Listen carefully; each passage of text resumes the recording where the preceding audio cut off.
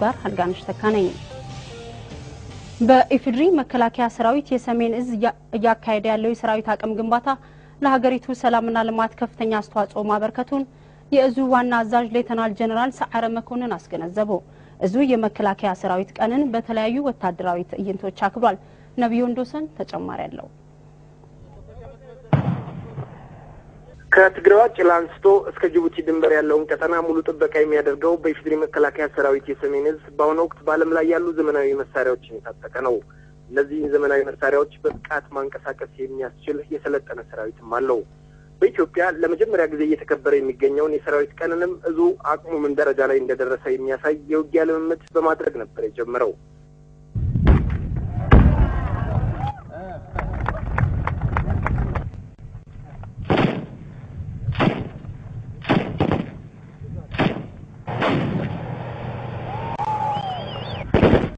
አሁን የሚገኘው በሰሜን ብርጋዴር ጀነራል በሬ ወልደ ጊዮርጊስ የማሰልጠኛ ማዕከል የሰሜን ወረዳ ላይ እንግዲህ የሰሜን ወታደራዊ አቅሙን ምን ያህል ደረጃ ላይ እንደደረሰ ለወታደሮቹ ዘመናዊ ስልጠና የሚያካሂድበት ስፍራ አንዱ ይሄ የብርጋዴር ጀነራል በሬ ወልደ ጊዮርጊስ የማሰልጠኛ ማዕከል አንዱ ነው።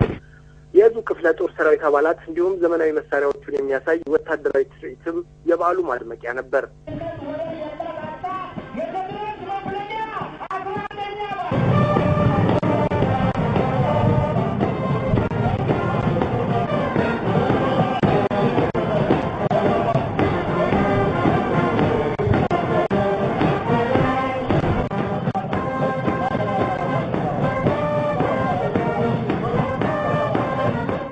ትግራይና አፋር ክልልን የሚሸፍነው የሰሜን እዝ ቀጠና መልክዓ ምድራዊ አቀማመጡ ተራራና ሸለቆ የሚበዛበት ነው። እዙም እነዚህን ተራራና ሸለቆዎች ወርዶ ጠላትን መደምሰስ የሚያስችል ኃይል ገንብቷል ነው ያሉት የሰሜን እዝ ዋና አዛዥ ሌተናል ጀነራል ሰዓረ መኮንን በበዓሉ ላይ ባደረጉት ንግግር። በአገራችን እየተመዘገበ ያለው ፈጣን የልማት እድገት እንዳይደናቀፍና አስተማማኝ ወስና ሆኖ ያገለግላል እና በሰላማዊ ልማታዊ ህይወታችን ደስተኛ ያልሆኑ ኃይሎች ሊያደርሱት የሚችሉ ጥቃት ሲኖሩም በአስተማማኝ ሁኔታ መክተል ለድል የሚያበቃ አቅምና ጥንካሬ እንዲሁም የዝግጁነት ደረጃ ላይ እንደምንገኝ በሰሜን እዝ የሰራዊት አባላት ስም ላረጋግጥላችሁ እወዳለሁ።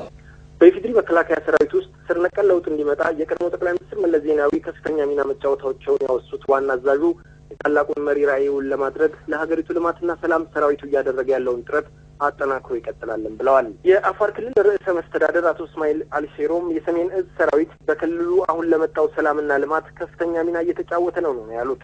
ሰራዊቱ ከክልሉ ህዝብ ጋር በጋራ በመሆን በክልሉ እየተሰሩ ያሉ የልማት ስራዎች ሳይደናቀፉ በሰላም እንዲካሄዱ አድርጓልም ብለዋል። ሰራዊቱ ለጦርነት የተዘጋጀ ሳይሆን ለልማትና ለሰላም የቆመ በመሆኑና ለኢንዱስትሪ መሰረት የሚጥሉ ዘመናዊ ማኒፋክቸሪንግ ስራዎችን መስራቱ ለሀገሪቱ እድገት ከፍተኛ አስተዋጽኦ እያበረከተ መሆኑን የገለጹት ደግሞ የትግራይ ክልል ርዕሰ መስተዳድር አቶ አባይ ወልዱ ናቸው። አቶ አባይ ሰራዊቱ ለሀገሪቱ ሰላምና ልማት እንዲሁም ብልጽግና የጀመረውን ጥረት አጠናክሮ መቀጠል ይኖርበታልም ብለዋል።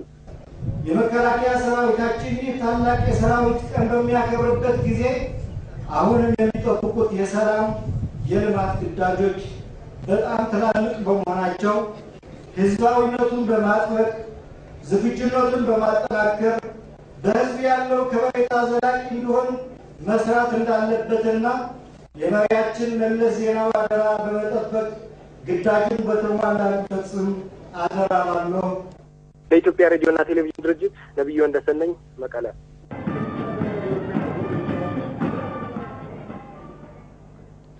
በአፋር ክልል የአርብቶ አደሩን ህይወት ለማሻሻል እየተደረገ ባለው ጥረት የመከላከያ ሰራዊት አባላቱ ትልቅ ድርሻ እየተወጡ መሆኑ ተገለጸ።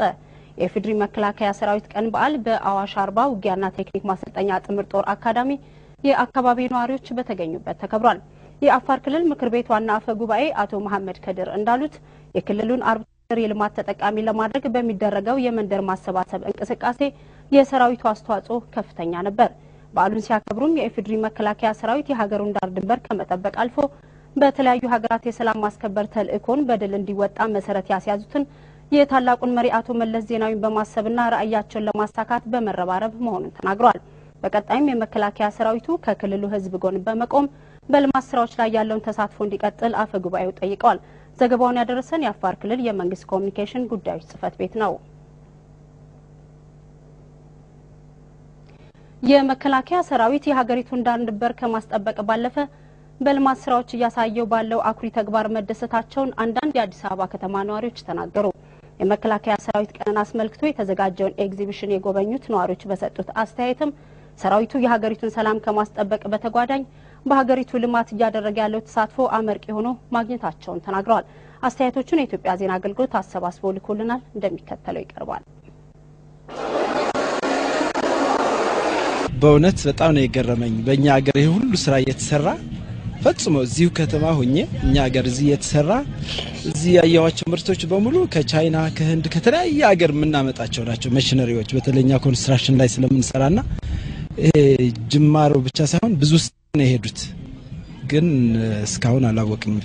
ብዙ ኮንትራክተር ብዙ በኢንዱስትሪ ዞን የተሰማራ ህዝብ እኮ ይሄን ሲያይ ጭንቅላትሽ ቀጥታው የሚመጣልሽ ምንድነው? በቃ እኛ ሀገር ይሄ ከተጀመረ ነገ ከነገ ወዲያ መሽነሪዎች ከውጭ አላዝም።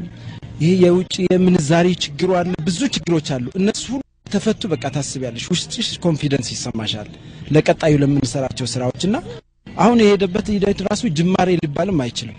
ኦልሞስት ብዙ መሽነሪዎች አሉ እዚህ እና እነዚህ ማባዛትና ፕሮሞሽን ተሰርቶ ገበያው ማፋጠን ነውና ለኔ ትልቅ ነገር ነው። እዚህ የመጣነው ያው በትምህርት ቤታችን ደረጃና የሀገራችን የመከላከያ ኃይል ምን ደረጃ ላይ ደረሰና ለተማሪዎች ደግሞ ከቴክኖሎጂ ጋር መተዋወቅ ጥቅሜታ አለው በሚል ሰበብ እዚህ የመጣነው እንጂ እንደዚህ አይነት ቴክኖሎጂዎች እንደዚህ የመጣቁ ነገሮች ነው ብዬ አላሰብኩም ነበር።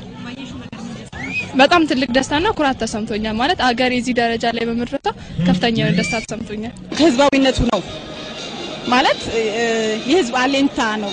እንግዲህ ካሁን በፊት የሚታወቀው ወታደር ሲባል ያው መዋጋት ወይ ደግሞ ያለውን መንግስት አገልጋይ ብቻ ሲሆን ነው የምታዩ። ይሄ ግን የህዝብ አጋር ስለሆነ ገና ወደፊት ደግሞ ብዙ የምናያቸው ነገሮች አሉ ብዬ አምናለሁና በተለይ ለተማሪዎቻችን እንደዚህ አይነት ነገሮች የሚያዩበት ሁኔታ ቢኖር ትምህርታቸው ላይ ለሳይንስ፣ ለቴክኖሎጂ፣ ለፈጠራ ጥሩ መነሳሳት ይኖራቸዋል ብዬ ተስፋ አደርጋለሁ።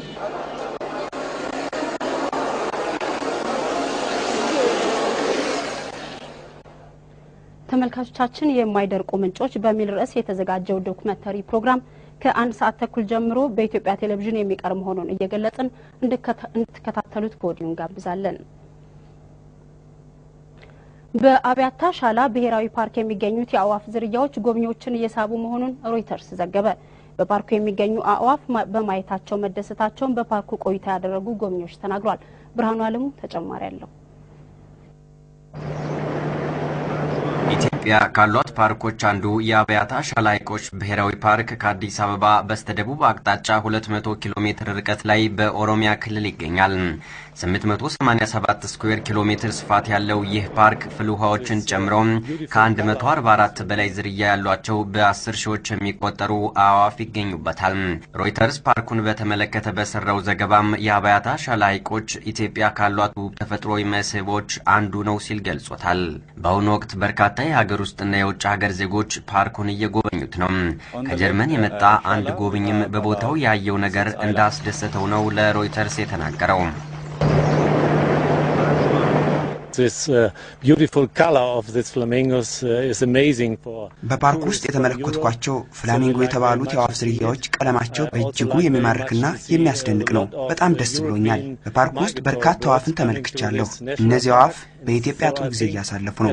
የኔም ቆይታ ልክ እንደ አዋፉ ሁሉ ጊዜ ባይሆንም ተደስቻለሁ። ስለ ፓርኩ የተለያዩ ክፍሎች የሚናገረው ደግሞ በአካባቢው የቱሪዝም ባለሙያ የሆነው አቶ ደስታ በዳሶ ነው። On the lake Shala we have about 6 islands, 4 of which በሻላ ሐይቅ ብቻ 6 የሚሆኑ ደሴቶች አሉ። ከነዚህ 4ቱ የአዋፍ መራቢያ ስፍራዎች ናቸው። ከአራቱ አንዱ ደግሞ የፔሊካን ደሴት ይባላል። ፔሊካን የሚባሉት የአዋፍ ዝርያዎች በብዛት የሚገኙበት በመሆኑ ነው ስያሜው የተሰጠው። በአፍሪካ ለነጭ የፔሊካን አዋፍ አንዱና ዋነኛው መራቢያ ደሴት ነው። ኑሯቸውን በእርጥበታማ አካባቢዎችና የባህር ዳርቻዎች ያደረጉ አዕዋፍ በሌሎች አካባቢዎችም የሚገኙ ቢሆንም በአብያታ ሻላ ሐይቆች ብሔራዊ ፓርክ የሚገኙት አንጸባራቂ ቀለም ያላቸው በመሆናቸው ለፓርኩ ማራኪ ገጽታ አላብሰውታል ሲል የዜና ምንጩ ዘገባውን ይቀጥላል። በመጨረሻም ኢትዮጵያ በርካታ ሰው ሰራሽና ተፈጥሮ የመስህብ ስፍራዎች ባለቤት እንደመሆኗ ከዘርፉ ተገቢውን ጥቅም እንድታገኝ ሀገሪቱ መስራት ይኖርባታል ሲል ዘገባውን ያጠቃልላል። በጎንደር ከተማ አቤቱታ የሚያቀርቡ ግብር ከፋዮችን ወጪና ጊዜ ለመቆጠብ በ3 ማዕከላት አገልግሎት እየተሰጠ መሆኑን የከተማ አስተዳደሩ ገለጸ። ባለፉት 6 ወራትም 100 ሚሊዮን ብር መሰብሰብ ተችሏል። በከተማው ከጥር 26 እስከ የካቲት 1 የግብር ሳምንት በተለያዩ ዝግጅቶች ተከብሯል። ደባሱ ባይለየኝ ዝርዝር አለው። በጎንደር ከተማ በዚህ ዓመት 404 ሚሊዮን ብር ነው ለመሰብሰብ የታቀደው። የንቅር ለማሳካትም ከጥር 26 እስከ የካቲት 1 ድረስ በተለያዩ ዝግጅቶች የግብር ሳምንት ተከብሯል። በግብር ስርዓቱ ላይ ያተኮረ የውይይት መድረክም የዝግጅቱ አንድ አካል ነበር። በውይይቱ ተሳታፊ የሆኑ የከተማው ግብር ከፋዮችም በግብር ስርዓቱና በግብር አስገቢ መስሪያ ቤቱ አሉ ያሏቸውን ጠንካራና ደካማ ጎኖች አንስተዋል። ግብር አስገቢው መስሪያ ቤት አሁን ያለበትን የሰው ኃይል አቅም አሁን ካለው በበለጠ መልኩ አጠናክሮ ግብር ከፋዩ ወደ ግብር አስከፋዩ መስሪያ ቤት ሲሄድ የተሟላ አገልግሎት እንዲሰጥ የሰው ኃይል አቅሙ እንዲያጠናክርና በዘመናዊ ቴክኖሎጂ እየሰራ ያለው አገልግሎት ጥሩ ስለሆነ አሁንም ቢሆን እንዲቀጥል ነው ማለት ነው። ሳቤን በትክክለኛ በአንደኛ ደረጃ የሂሳብ ሰራተኛ አሰርቼ ሂሳብ መዝገቡን አቅርቤ አመት ለምንድን ነው የማይያዘው? እኔ ኦዲተር አመት ሙሉ ኦዲት ቢያደርግ ይከፈለዋል። አሁን የኔ ሰራተኞች ያላለ እንዴት ነው የሚሰሩ? ይህ የሚንቀሳቀሰው ማንኛውም ንብረት ሁሉ የኔ ባለቤት ነው ብዬ ካስታመንኩት ብዙ ተመቃይ ይመስለኛል። ስለዚህ ከግብር አከፋፈላችሁ ላይ እናንተ ራሳችሁ የሚፈትሹት ነገር ነው። በተለይ ገቢዎች ላይ በአፈጻጸም ላይ አንዳንድ ኦት አለ እና ጭፍን ያለ ግምታዊ የሚባል ነገር አለ። ይሄ ሊታገል የሚገባውና ህዝብና እናንተ እየተመካከርን እየተራረምን ቢሰራና የግብር አከፋፈሉ ዘመናዊ ቢናደርገው የተሻለ ነው የሚሆነው። ግብር የሚወሰነው በሂሳብ መዝገብ በግብይት መረጃና በግምት መሆኑን የገለጹት በአማራ ብሔራዊ ክልላዊ መንግስት ገቢዎች ባለስልጣን የገቢ አሰባሰብና ክትትል ባለሙያ አቶ ጌታቸው መስፍን በግብር አወሳሰን የሚከሰቱ ቴክኒካዊ ችግሮች ካሉ አዋጁ በሚፈቅደው አግባብ ይፈታሉ ነው ያሉት። ምናልባት ይሄን ቴክኒካል ስህተት ካለ ተገቢ ማስተካከያ ይደረጋል። ጠያቂው እንዳሉት በዚያው በሰጠው መልስ መሰረት ከሆነ ስህተት ተፈጥሮ ከሆነ ተገቢ ማስተካከያ ይደረጋል ለማለት ነው። የጎንደር ከተማ አስተዳደር ተቀዳሚ ምክትል ከንቲባ አቶ ጌትነት አማረ በበኩላቸው የይግባኝ ስርዓቱን ወጪና ጊዜ ቆጣቢ ለማድረግ በ3 ማዕከል አገልግሎት የመስጠት ስራ ተጀምሯል ነው ያሉት።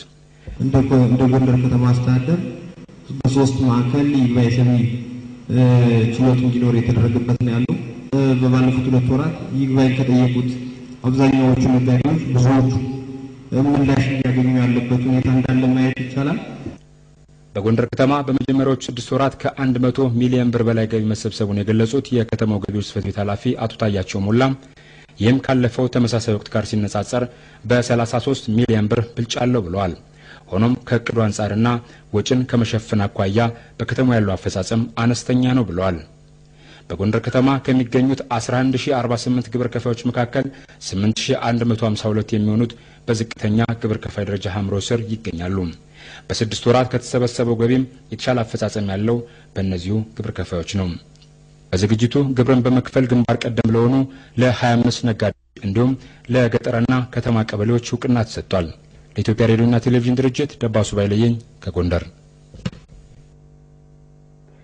በኦሮሚያ ክልል ሰሜን ሸዋ ዞን በኩዩና በሂደቡ አቦቴ ወረዳ የሚገኙ አርሶ አደሮች በተፋሰስና የተፈጥሮ ሀብት ጥበቃ ስራ መሰማራታቸው ተገለጸ። ዘንድሮም ከ53 ሺህ በላይ አርሶ አደሮች በአካባቢ ጥበቃ ተግባር ተኮር ስራ ላይ ተሰማርተዋል ተብሏል። የኩዩ ወረዳ ግብርና ጽሕፈት ቤት እንደገለጸው የአርሶ አደሩን ምርትና ምርታማነት ለማሳደግ ከትግራይ እንዲሁም ከምስራቅና ምዕራብ ሐረርጌ በተገኘው ተሞክሮ የተሰራው ስራ ውጤታማ አድርጓቸዋል። በተመሳሳይ የሂደቡ አቦቴ ወረዳም የአርሶ አደሩን ምርትና ምርታማነት በማሳደጉ ረገድ አበረታች ስራዎች ተከናውነዋል። በዚህ ተግባር ተኮር ስራ ባለፉት 2 ዓመታት የነበሩትን ጠንካራና ደካማ ጎኖች በመለየት ዘንድሮ የተሻለ ውጤት ለማስመዝገብ እየጣሩ መሆናቸውን የኦሮሚያ ክልል የሰሜን ሸዋ ዞን የመንግስት ኮሚኒኬሽን ጉዳዮች ጽሕፈት ቤት ያደረሰን ዘገባ ያመለክታል።